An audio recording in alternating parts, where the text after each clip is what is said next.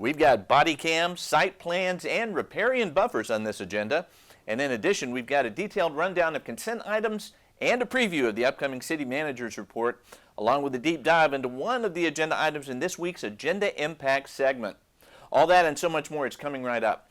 From Farmers Branch City Hall, this is the 102nd edition of a new and improved Council Countdown right here on FBTV.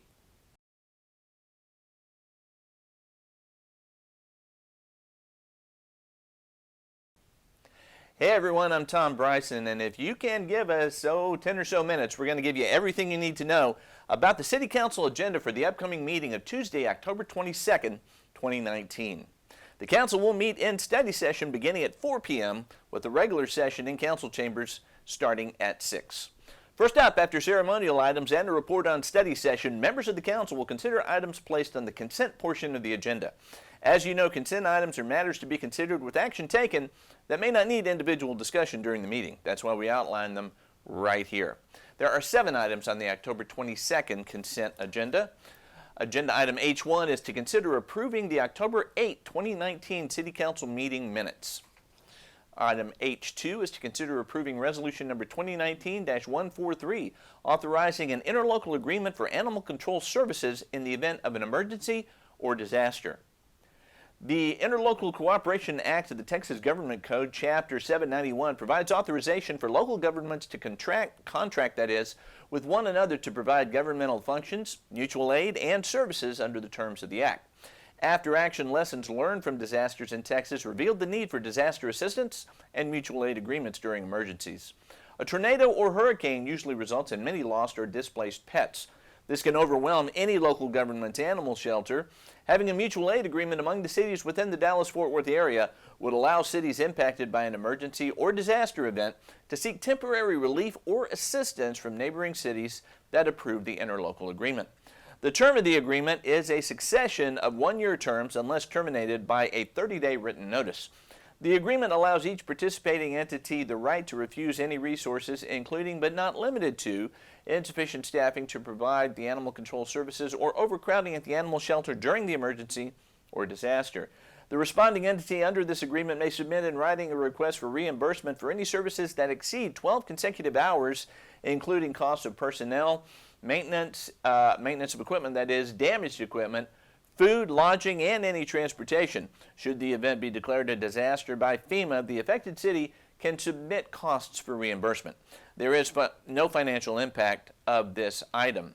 City Administration recommends approval of resolution number 2019-143. Agenda item H3 is to consider approving the 2020 City Council meeting dates. The proposed calendar has been amended to reflect all changes made by the City Council at the October 8th City Council meeting. It includes regular first and third Tuesdays, January through May. Then in June it will be the second and fourth Tuesdays. July will be the second Tuesday only. August will be the second Monday and fourth Tuesday. September will be the first 2 Tuesdays plus the third Monday. October will be the second and fourth Tuesday, and then November and December will be the second Tuesday only. This calendar is available in the agenda packet currently online at farmersbranchtx.gov and will be posted to the city's website after approval. City Administration recommends the City Council approve the 2020 City Council calendar of meeting dates to allow staff to publish meeting notices and calendar dates on the city's website. The Council calendar will be utilized as a guide and is subject to change due to quorums. The City Council may call a special council meeting at any time as deemed necessary and in accordance with the Open Meetings Act. H4 is to consider approving resolution number 2019-146, authorizing the city manager to approve the purchase of 6 replacement HVAC units for the Mansky Library in the amount of $109,477 from Train US Incorporated through the U.S. Communities contract. The fiscal year 2019-2020 fixed asset budget includes $121,500 for the purchase of 6 replacement HVAC units at the Farmers Branch Mansky Library. Staff evaluated the HVAC equipment located at the library, considering historical repair frequency and cost, current condition, and age of the units. The Mansky Library has a total of 11 HVAC units, and staff is recommending the replacement of 6.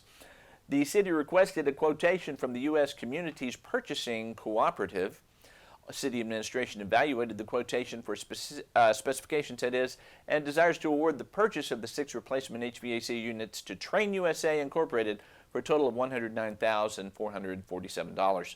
City administration recommends approval of resolution number 2019-146. Agenda item H5 is to consider approving resolution number 2019-147, authorizing the city manager to execute an agreement with Knight Security Systems, LLC to design and install the security system in the Keenan Service Center project through the State of Texas Department of Information Services purchasing contract in the amount of $87,724. The Keenan Service Center project is currently under construction and has $90,000 identified in the current project budget for the design and installation of a building security system. The security system includes cameras, door access, and an alarm system. This project is pay-as-you-go funded from the non-bond utility fund. The city solicited a proposal from Knight Security Systems, LLC through the State of Texas Department of Information Services purchasing contracts. City administration reviewed the design and specifications. Knight Security currently provides the city's security and software and monitoring services for all city facilities, and this system will integrate with the citywide system. City administration recommends approval of resolution number 2019-147. Agenda item H6 is to consider approving resolution number 2019-148, authorizing the city manager to accept a grant from the United States Department of Justice Bureau of Justice Assistance Bulletproof Vest Partnership Program. The purpose of the Bulletproof Vest Partnership Program, or BVP, is to reimburse states, counties, and federally recognized tribes, cities, and local jurisdictions up to 50% of the cost of body armor vests purchased for law enforcement officers. From fiscal year 2015 through 2018, protective vests were directly attributable to saving the lives of at least 146 law enforcement and correction officers based on data collected by the Office of Justice Programs. 26 of those vests were purchased in part with BVP funds. The reimbursement program requires that body armor purchase complies with the most current National Institute of Justice body armor standards as of the date the body armor was ordered. Furthermore, receiving agencies must have a written mandatory wear policy for uniformed patrol officers already in place. The Farmers Branch Police Department understands the importance that bulletproof vests play in keeping our officers as safe as possible and has a mandatory wear policy for all uniformed officers and anyone engaging in high-risk activities. The most recent example of this importance occurred in December of 2017 when one of our officers was shot point blank by a suspect. The officer's life was spared because the bullet struck him in the bulletproof vest he was wearing. The department monitors bulletproof vest allocation and ensures that those vests are expiring at the end of a 5-year lifespan, are replaced. To this end, 42 bulletproof vests will be purchased in the time period that the grant is active through August of 2021. Bulletproof vests that meet the National Institute of Justice body armor standard generally cost about $930 apiece. The grant will pay 50% of the bulletproof vest purchases. The remaining 50% has been budgeted in the amount of $22,500. City administration recommends accepting a grant from the United States Department of Justice by approving resolution number 2019-148.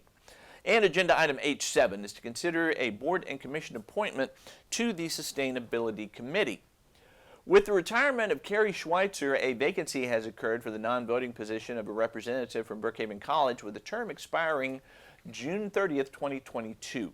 As vacancies occur, City Council may appoint members to fill any open positions on a board or commission. Resolution number 2016-060 specifies that the Brookhaven College Director of Sustainability serve in the position of ex officio non-voting member of the City Sustainability Committee. Brookhaven College has nominated Sustainability Director Brandon Morton. City administration recommends appointing Brandon Morton to serve as the ex officio non-voting member on the Sustainability Committee for a term expiring June 30th of 2022. And that was it for the consent agenda. Here are the other items on the regular agenda before the council at this upcoming meeting. Agenda item I1 is to conduct a public hearing and consider adopting ordinance number 3601 for a specific use permit and associated detailed site plan with a special exception for a hotel on a 1.94 acre property located at the northeast corner of Mar-a-Lago Boulevard and Mar-a-Lago Boulevard. This public hearing is continued from the October 8th meeting.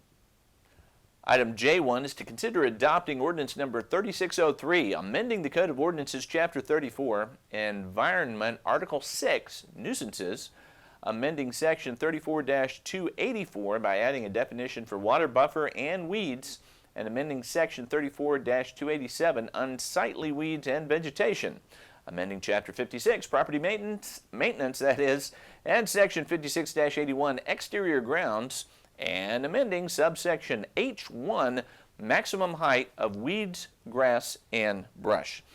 Agenda item J2 is to consider approving resolution number 2019-156, authorizing the city manager to negotiate a contract for the purchase of Axon in-car body-worn interview room cameras and associated video equipment and software in an amount not to exceed $470,000. And because of its far-reaching implications, item J2 is our agenda impact segment this week. Although the police department has existing video systems, Deputy Chief Dean Habel explained to us why this new system upgrade will be a game changer. So Axon's camera system is the most widely deployed camera system, not only in Texas, but in the entire world. There's over 7,500 agencies that are currently using Axon. As it stands right now, we've got 3 separate platforms that we're running video off of: in-car, body camera, and interview room. This has the potential to put those all with one software, cloud-based platform with Axon, and it's going to streamline the process for uploading video and then sending it through to the DA's office. Currently, the DA's office operates under TechShare, which is a software, and this integrates with it, so it would eliminate the need to upload the video through the pipes, and now we can just give them access to the evidence.com, which is proprietary to Axon, and it allows them to just pull up the video on the cloud-based website. So the biggest features are going to be the remote activation features. You've got things like overhead lights in the squad car if you draw your weapon, a taser deployment, it's got crash sensors, speed sensors. All these things are going to remotely activate the body cam and the in-car cameras, which allows the officer to stay focused on what they need. So this is a state-of-the-art platform. It allows for a total streamlining of the entire process, from the patrol officer that's compiling the video to the investigator that has to currently upload the video and send to the DA's office. Now can provide either a link. There's also a link that can be provided to the public if it's an open records request, and it's a click-on simple process where we can allow certain rights and attach them to the video itself. So we hope to have it fully implemented by the first quarter of 2020. That was agenda item J2. Finally, item J3 is to consider approving resolution number 2019-129, authorizing the purchase of a Frazier Type 1 14-foot generator-powered module mounted on a 2019-2020 Ram 4500 diesel cab, better known as an ambulance, for the fire department through the Houston-Galveston Area Council Purchasing Program in the amount of $223,000. That will do it for the October 22nd agenda, but when we come back, we'll have a preview of this week's City Manager's Report. You're watching Council Countdown on FBTV. Please stay with us.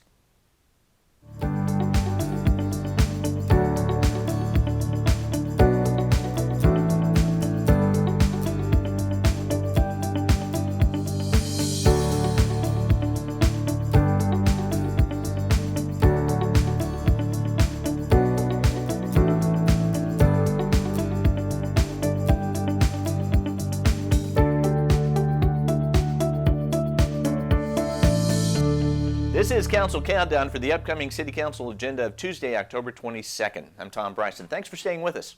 And now for a preview of this week's City Manager's Report.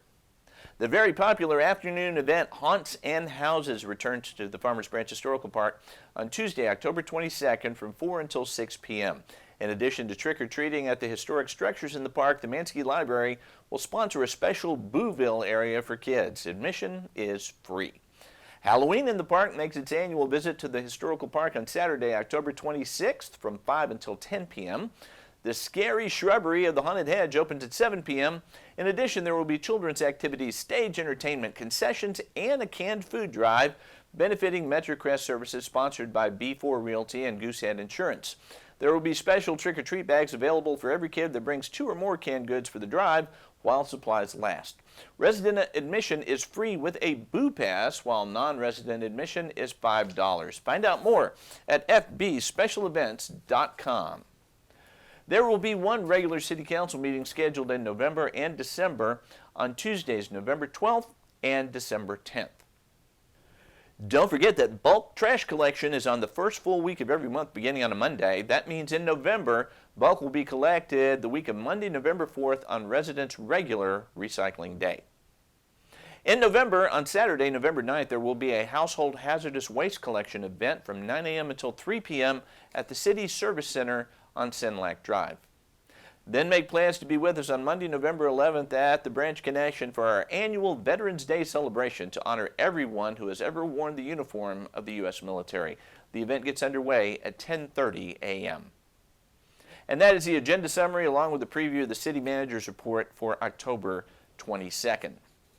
Every regular meeting of the Farmers Branch City Council can be seen live on FBTV. That is Spectrum Cable Channel 16 in Farmers Branch, AT&T UVerse Channel 99. Throughout this here Dallas-Fort Worth Metroplex or online at www.farmersbranchtx.gov. This City Council information program will be made available simultaneous to agenda posting on the Friday before each regular City Council meeting and will air prior to the live meeting as well as before all council meeting replays here on FBTV. That replay schedule is at 6 p.m. 7 days a week. All meetings are subject to change, so stay tuned to FBTV for any updates and more information. In the meantime, the October 22nd meeting of the City Council starts at 6 p.m. this Tuesday evening here at Farmers Branch City Hall. We hope to see you here.